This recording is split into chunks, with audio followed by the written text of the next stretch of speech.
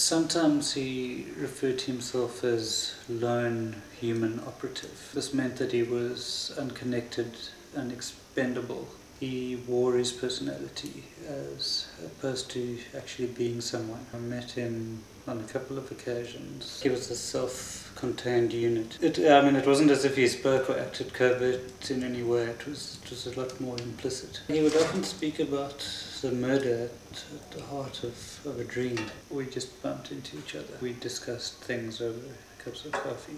He spoke about champagne as being a substitute for the libido. Russians would urinate on their vessels. I think it was a way of marking their territory. He explained how vividly truth can be manipulated by using a series of constant and expandable reference points that both the listener and the viewer share as a common piece of ground.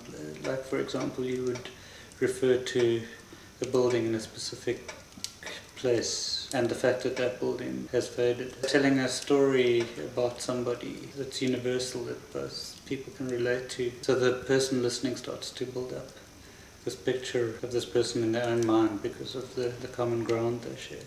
He knew a little bit more than he was letting you know that he knew.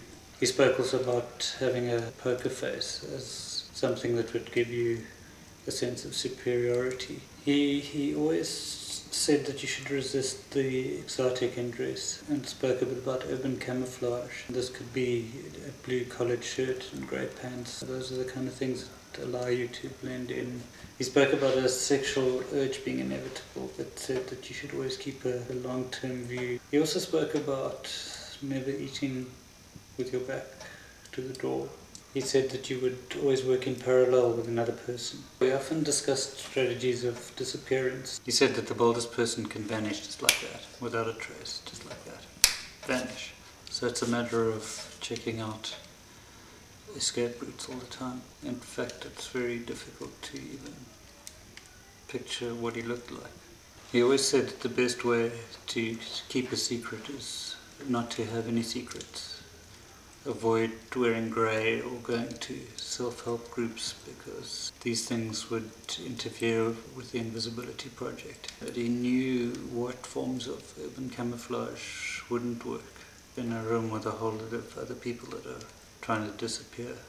You would keep an established routine. It would be on a shifting timescale or on a reverse timescale, and this would allow you to get what you wanted without becoming too visible. Towards the end, he had an established limp. It's a limp that I think I'd seen in the movies. He always felt that you should have your hair cut really short, never military style, and that you should always be a couple of models behind in technology. For example, you wouldn't have the latest cell phone, you'd always be a year or two behind. You've got to be really careful when you're trying to blend in. You should have a couple of current accounts at all times. He always felt that you should have a backup personality in case your real one became faded or scratched. I work for myself.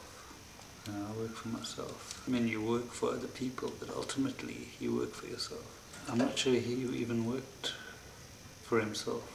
I'm not sure he even knew who the real he was.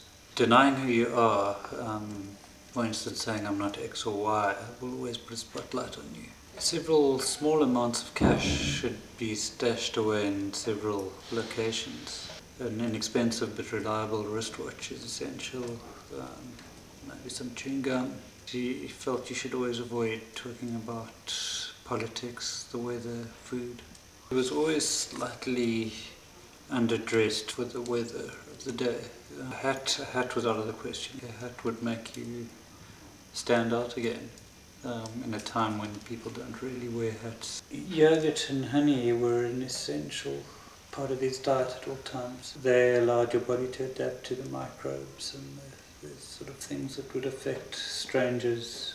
He would only wear t-shirts on weekends. The types of t-shirts he'd wear generally would advertise adult rock bands like Fleetwood Mac or Genesis. He would always carry a crisp shopping bag if he was ever walking around at night, a full shopping bag. He would never go out in public if he was unwell or ill. These sort of strategies were a way of him sort of engineering control into his life.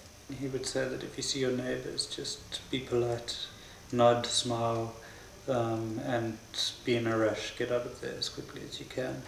In conversation, he would mention names all the time. He had a cheerful way of including people in conversations. When he'd ask things like, "How long would it take you to remember everyone you've ever sworn at?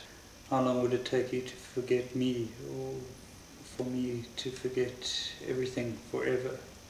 How long would it take you to remember?" He felt that the improvised coda was a really useful tool. He would use this to invisibly steer a conversation in the direction that best suited him. Leather, that prosthetic skin, is incredibly useful, especially if you need to disappear at speed or roll across rough terrain or something. But a leather jacket should never appear expensive or aggressive. Yellow is a colour to be avoided. It's a colour of riches and poverty at the same time. He always felt that you should never go into a shop where the layout and the products were unfamiliar, particularly the pharmacies. You just don't want to be caught browsing in a pharmacy. If you really need any pharmaceuticals, they're best delivered in an unmarked package. You should avoid being helped in any retail situation at all costs. I noticed that he always had a sachet of salt in his top pocket. I once asked what that was all about. He just winked at me, and by his body language I knew that I should not persist. So, not sure what that was all about.